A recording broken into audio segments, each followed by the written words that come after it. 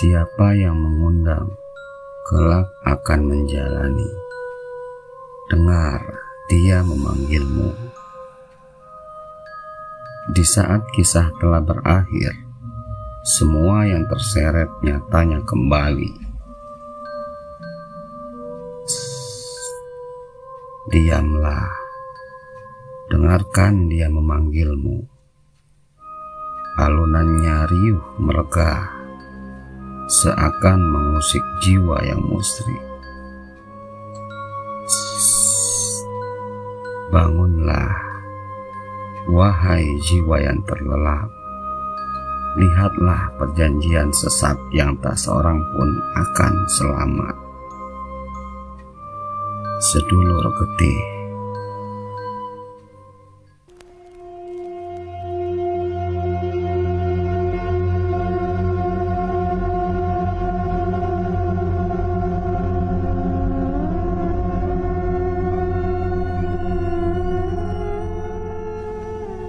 Sekarang kamu, Mas, bilang sama ibumu, bukan aku yang mandul, tapi anaknya. Teriak seorang wanita kepada pria yang ada di depannya. Kala itu, mereka berdua bertemu di salah satu rumah sakit untuk melihat hasil pemeriksaan. Terpaksa wanita yang kerap dipanggil Wijayanti memilih jalan tersebut. Lama membina rumah tangga, namun tak jua rahimnya terisi. Sementara caci terus tersaji. Cari wanita yang sempurna, jangan mandul. Ibu itu mau gendong cucu, nak. Begitulah mulut wanita tua itu menghardik rumah tangga mereka, tanpa sedikit pun memikirkan perasaan Yanti. Suaminya yang bernama Wanto pun seakan menutup mata, hanyut dalam bisik sesat ibunya sendiri. Iya benar, dia ibumu, Mas. Tapi tolong sedikit saja kamu jaga perasaanku. Kamu apa-apa minta cerai, ibu nyuruh cerai. Berkali juga kata itu terucap oleh Yanti. Dengan sedikit harapan, Wanto akan mempertahankan rumah tangga itu. Tapi segala berubah di sore nan cerah bagi Yanti. Hatinya terasa terobati. Namun tidak dengan Wanto. Dia berdiri sedih dengan apa yang baru diketahui. Tangannya sedikit gemetar memegang secari kertas. Kertas yang berisikan hasil uji lab tersebut. Belum bisa dia menerima kenyataan sebagai pria mandul. Dia juga harus menerima ucapan kasar Yanti yang penuh dengan hinaan. Mata para pasien seakan terpaku menatap ke arah Wanto. Tatapan mereka seperti kasihan terhadap Wanto yang hina. Peristiwa singkat di rumah sakit kala itu memang bukan awal pertengkaran mereka terjadi. Wanto sedari dulu tidak ingin berpisah dengan Yanti. Hanya saja wanita manapun tidak ingin dimadu, hanya karena ingin mendapatkan keturunan. Terlebih lagi, bukanlah Yanti sebagai akibat bahtera rumah tangga itu tidak dikaruniai tangis bayi yang sangat dinantikan. Walau semenjak saat itu, mereka tidak lagi hidup dalam satu atap. Namun secara hukum pengajuan perceraian tidak pernah dilakukan Wanto. Ya, setidaknya sebelum Teluh yang menyerang keluarga barunya menyerang. Teluh yang hampir menghantarkan dia ke dalam rumah terakhir di dunia.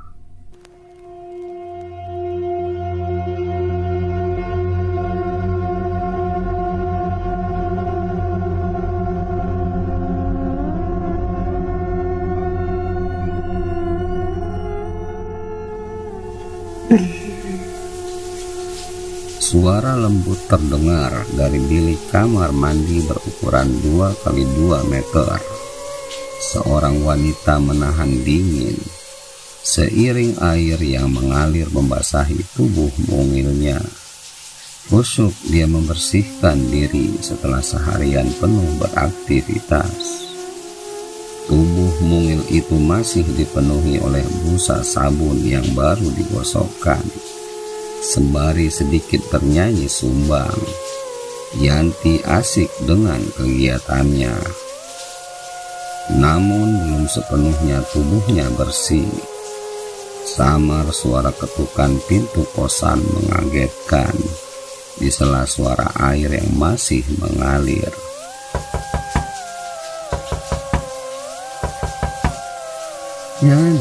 Yanti. Suara itu kencang memanggil. Dimatikannya keran guna memastikan suara itu.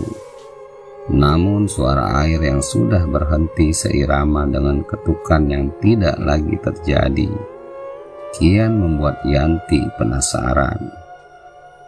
Hatinya sedikit bimbang membayangkan maling yang mungkin masuk ke dalam kamar.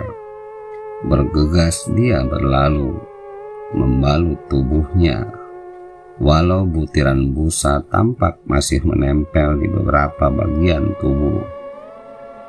Yanti sedikit mengeluarkan kepalanya dari bilik kamar mandi. Jantungnya semakin kencang berdebar tatkala pintu kamar sudah terbuka dengan lebar. Astaga! Ucapnya spontan sembari berlari kecil memastikan tidak ada harta benda yang raib di kamar itu. Yanti sempat melihat keluar kamar. Tidak ada seorang pun orang yang didapatinya. Pelan dia menutup pintu itu. Teriak Yanti kaget tatkala ada sosok yang memeluk erat dirinya dari belakang. Teriakan Yanti langsung disambut tangan yang menutup mulutnya. Tangan itu erat menggang mulut Yanti agar berhenti berteriak. "Shh, jangan teriak, Yan. Ini aku, Wanto," ucap sosok itu pelan di telinganya. Sembari dia mulai melepaskan perlahan genggaman tangannya di tubuh Yanti. Kehadiran Wanto cukup membuat Yanti ketakutan. Terlebih untuk semua yang telah dilakukan dirinya pada Wanto dan keluarganya. Selain itu, status mereka juga sudah resmi berpisah. Semenjak beberapa bulan lalu, Wanto mantap mengajukan gugatan cerai. Ada perasaan buruk dalam benak Yanti, bahwasanya kedatangan Wanto malam itu guna membalas perilaku Yanti pada dirinya. Yanti gugup menatap Wanto. Dia khawatir saat itu merupakan hari terakhir dia dapat menghirup udara di dunia. Belum lagi raut wajah Wanto yang terlihat tak bersahaja, dengan rona kemerahan. Bau alkohol menyengat dari tubuh itu. Sesuatu yang tidak pernah sebelumnya didapati Yanti, mengingat sosok pria itu sangat jauh dari alkohol maupun hanya sebatang rokok. "Mau apa lagi kamu kesini, Mas?" ucap Yanti dengan sedikit membentak. Wanto terdiam. Dia merasa bingung bagaimana harus menceritakan. Saat itu Wanto seperti menelan ludahnya sendiri, membuang wanita yang lama bersama dirinya, hanya untuk satu wanita yang membuat dirinya kian hina. Lama Wanto bertutur kata menyampaikan keluh kesah dalam niatan dirinya datang menjumpai Yanti. Yanti dihadapkan pada posisi yang bimbang mendengar kata demi kata yang terlontar dari mulut suaminya. Dia merasa bahagia akan apa yang sekarang terjadi pada Wanto. Hanya saja dia menggeleng kepala. Nafas panjang terhembus. Tatkala Wanto siap memberikan apapun yang dia mau. Iya, semua yang Yanti mau.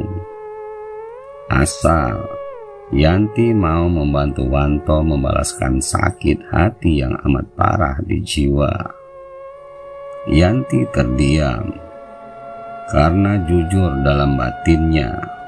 Semenjak surat cerai dan bagian yang menjadi haknya diberikan, Yanti sudah menutup segala cerita akan apa yang pernah dilaluinya. Dia sudah tak mau lagi mengetahui segala urusan yang terjadi dalam hidup Wanto. Hanya saja di depan matanya saat itu, Wanto menawarkan segala yang ada pada dirinya dengan pertukaran yang cukup mengerikan. Aku janji memberikan apapun yang kamu mau. Bantu aku membalas sakit hati ini.